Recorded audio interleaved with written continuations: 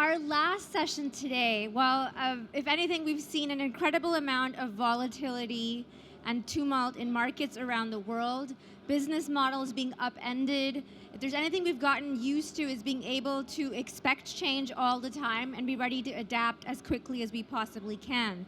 To take us through what it means to expand your business in times of geopolitical uncertainty, I'd like to welcome our last speaker for today at the 10X stage. David Young is the Managing Director of Oxford Analytica. Oxford Analytica is one of the world's leading geopolitical intelligence companies. David is also the co-founder of a cloud-based mobile payment company and a boutique due diligence firm. Without much further ado, David, the stage is yours. A round of applause, please, for our last speaker today.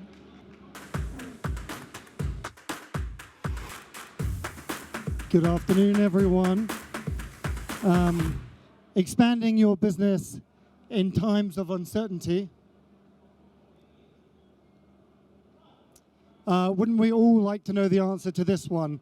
But again, great to be here, great to be back in Dubai. It's been a couple of years since I was here last, but a real delight to be back. Thank you very much for the very warm introduction. David Young, CEO and Managing Director of Oxford Analytica.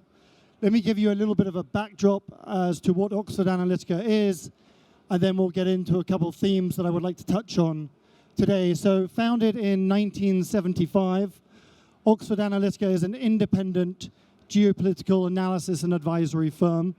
So in short, what exactly does that mean, and what does it mean we've done for the last almost half century? Each and every working day for the last 48 years or so, we look around the world and we analyze the key critical events and trends that we believe are shaping politics, business, and society. We then take that analysis and work with our clients around the world to help them not only understand what's happening in the world, but given what's happening in the world, how are these events, trends, and issues shaping their own strategy, their business decisions, their operations, and their strategies. And I think one of the unique things that we have that enables us to do this is we have in-house analysts that are analyzing these issues each working day, and then leveraging a global expert network of more than 1,500 specialists in country around the world. And the unique thing here is it gives us the capability to not just cover the world, but it gives us the specialization to go deep into any country, industry, issue, or theme that we think should be apparent and relevant to the interests of our clients. Today, after almost half a century, we're very privileged to work with a wide range of clients. They cover public and private sector industries. We work with multiple government ministries, as well as multilateral organizations, very innovative multinational companies, as well as financial institutions. One thing I should probably add to this slide, is about 18 months ago, we had a merger with a company called FiscalNote. FiscalNote, founded in 2013, is now the largest Washington, D.C.-based technology company. And we were very privileged about 2 months ago to have our public offering on the New York Stock Exchange under the ticker name NOTE. So 3 things I want to talk about today. I want to talk about this topic of global uncertainty, and is it actually increasing, decreasing, staying the same, and what are the drivers behind that uncertainty? The second thing I'd like to talk about are considerations, essential considerations that organizations need to start thinking about when they start making investments or expanding globally. And then finally, I'll close with how best to manage geopolitical risk and some of the service capabilities that we are increasingly seeing clients deploy around the world. So, times of uncertainty, I thought no better way to get your participation. It's the end of the second day here. We'll go for old school voting, but please put your hand up if you believe global uncertainty is currently increasing. So hands up if you think we are living and operating in a more dangerous environment. Okay. So it pretty much validates the hypothesis and the experience that we are currently working through. We are certainly living and operating and investing in a more uncertain, riskier global environment. every year in partnership with Willis Towers Watson, for the last 20 years now, I think, we have conducted a political risk survey that looks at exactly this question and then dives deeper into some of the key elements driving uncertainty. And I just thought 3 interesting statistics from this year's survey worthwhile sharing. So 23% of the respondents, and the respondents are senior executives at multinational organizations around the world, keep in mind, 23% currently are experiencing a political risk loss in the US or China. 48% anticipate political risk losses exceeding $250 million. And 56% of respondents are concerned about governments retaliating against private companies in international diplomatic disputes.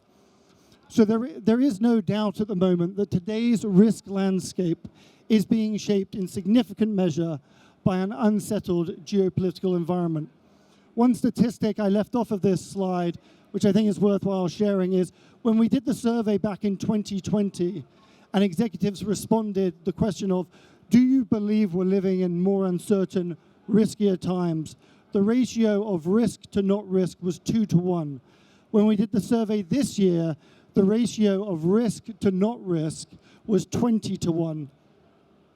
So without doubt, you and senior executives around the world running multinational organizations are all on the same wavelength, appreciating the fact that we are operating and investing and expanding in riskier times.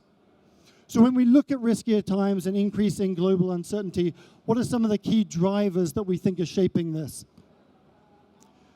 So we are more aware, organizations and people are more aware, and I mean beyond just social media. Obviously, I think we're all inundated with more social media channels and news, but we're also looking at a growing boom in news outlets and analytical companies evaluating what's going on.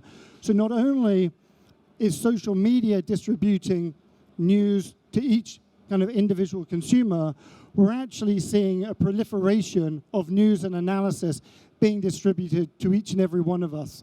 So we're far more aware about what's happening in the world. Secondly, we're more exposed to what's happening in the world. Globalization and technological innovation creates this fast-moving, fluid, interconnected global ecosystem, which means naturally the way we are operating, we are all interconnected with one another, which contributes to riskier, more uncertain times. The nature of risks is also changing. I just think the last 3 years highlights this perfectly. The COVID pandemic has changed how organizations operate dramatically, and it's exposed vulnerabilities in terms of operating structures. I think one of the key things to note here is supply chains and the way they have altered and changed since the origination of the COVID pandemic. But it's not just supply chains, it's trade and sanctions. We're increasingly living in what we describe as a bifurcated world, the East versus the West, the challenge and rise of great economic powers. And that in and of itself is changing the type of risks that organizations are facing. And then lastly here, just the pace of change, and I don't think this is new to anyone, but the pace of change today is unprecedented. Again, technological innovation and globalization and the fact that we are operating in one interconnected global ecosystem naturally is exposing organizations to greater uncertainty. So understanding we're now living and operating in more uncertain times, what are some of the essential considerations that organizations need to consider? So there are 7 kind of main categories here. We'll dive into some of the subcategories as well. But I think off the top of my head, we start with the macroeconomy. We look at politics, the growing importance of sustainability in the environment, the consumer market and demographics, regulation and taxation, infrastructure, specifically smart infrastructure, and then human capital and workforce.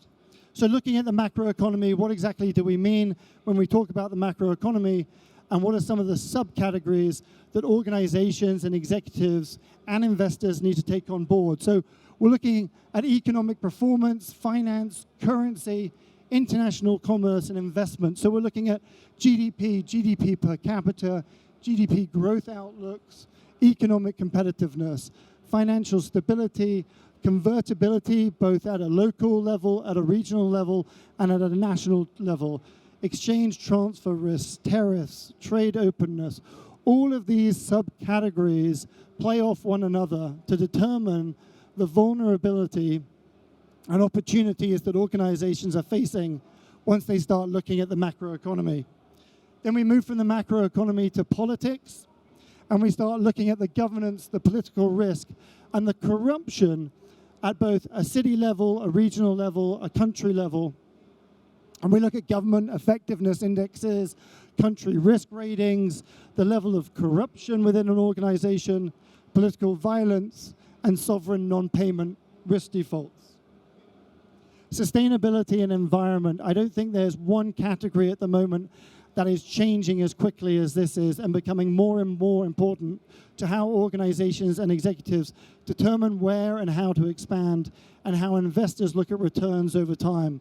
So increasingly, we're looking at environmental policies within a country, clean energy, recycling, water, and food, all of which, again, combine as subcategories to determine the attractiveness as one looks at market expansion.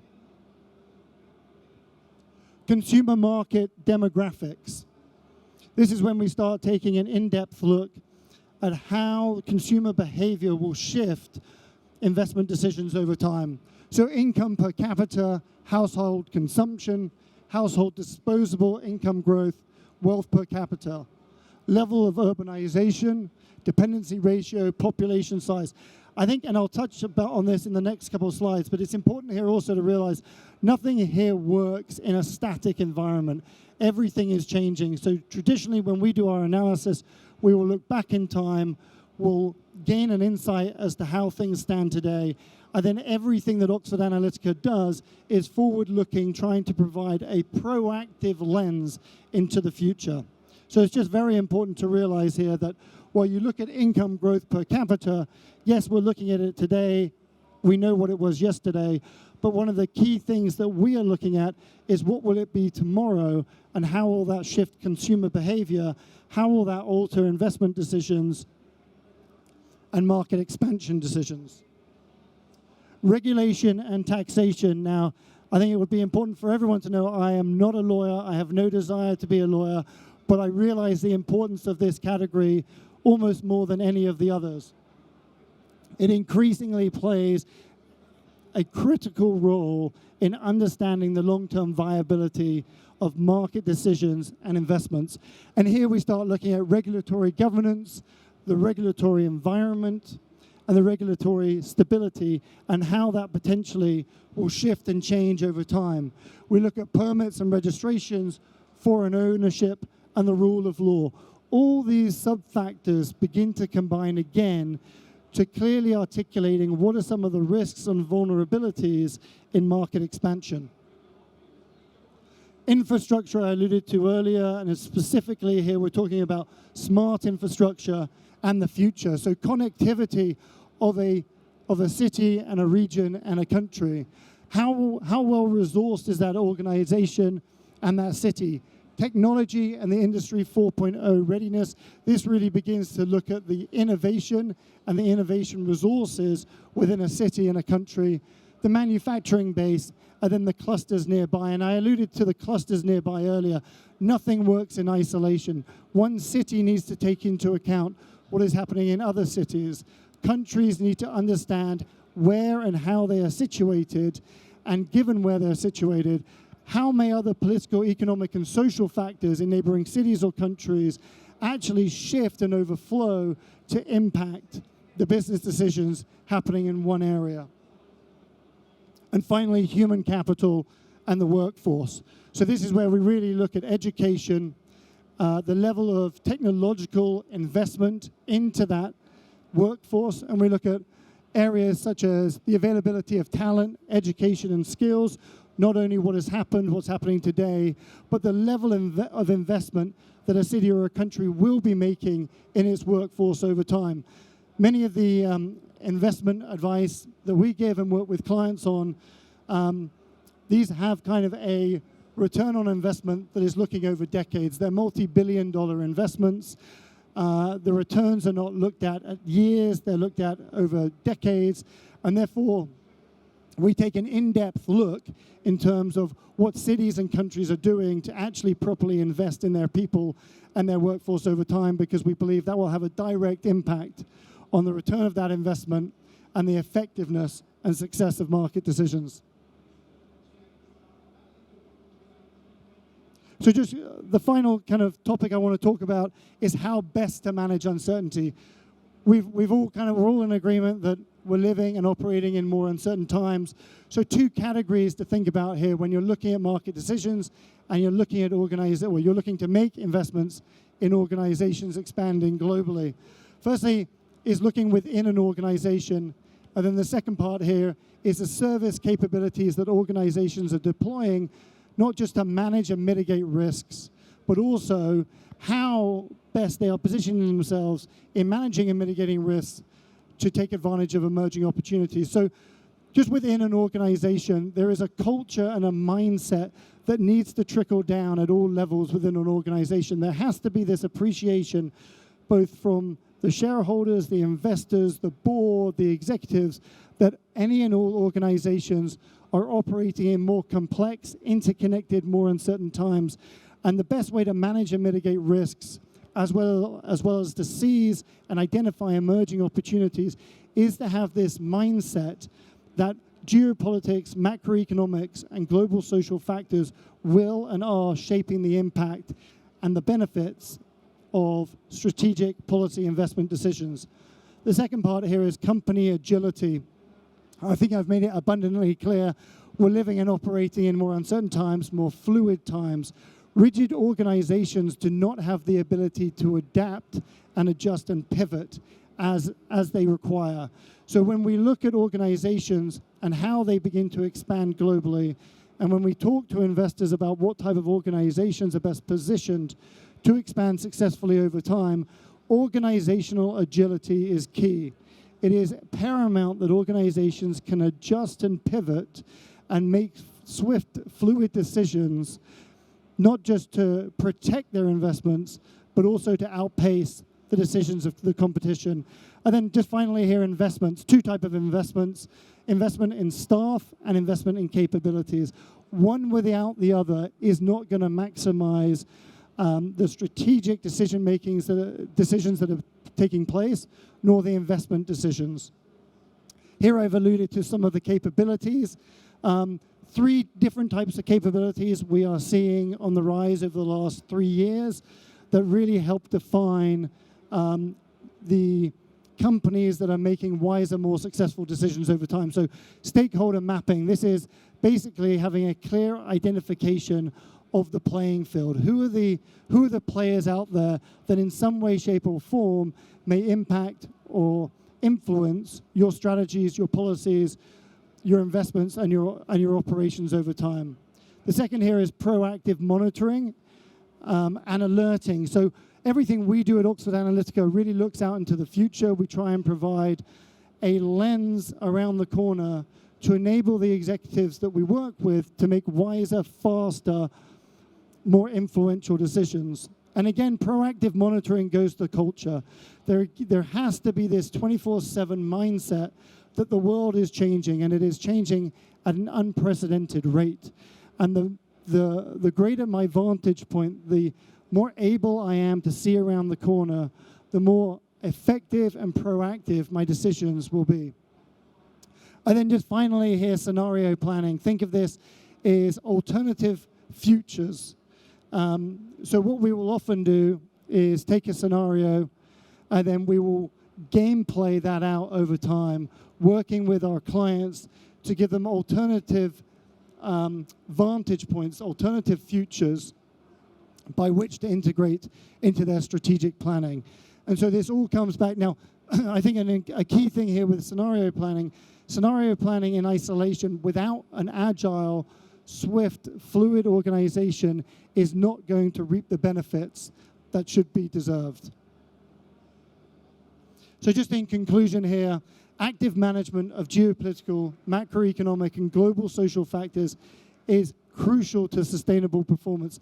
The organizations that realize that we are operating in a fast-moving, fluid, interconnected global ecosystem, the organizations that invest not just in people, but in capabilities, and the organizations that build agile organizations will be the organizations that are best positioned to enter new markets and are best positioned to outpace the competition. So again, a real pleasure to be here with you all in Dubai. My name is David Young, Managing Director of Oxford Analytica. Thank you.